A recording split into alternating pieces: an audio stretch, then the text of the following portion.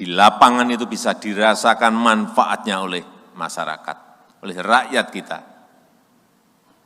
Jangan hanya dapat sertifikat badan hukum, kemudian buat plang, BUMDesa, desa.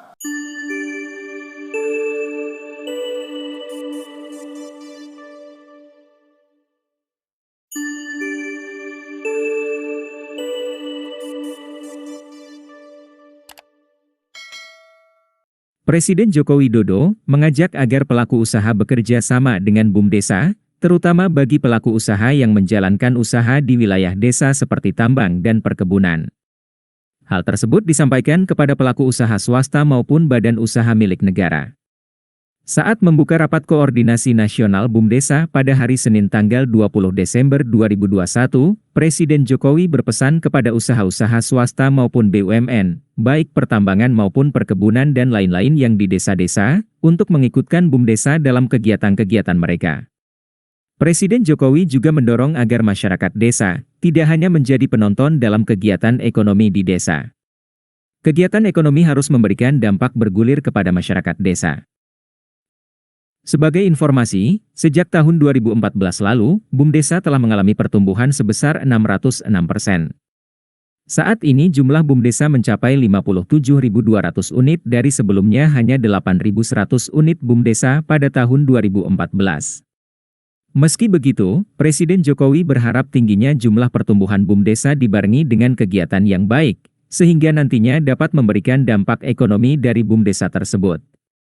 Sementara itu Menteri Desa, Pembangunan Daerah Tertinggal dan Transmigrasi, Abdul Halim Iskandar, mengatakan saat ini proses revitalisasi BUMDesa masih terus berlangsung.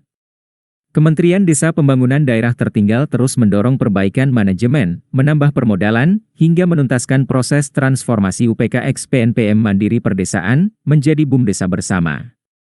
Selain itu, Kemendes PDTT terus memfasilitasi BUMDesa untuk mengajukan status badan hukum.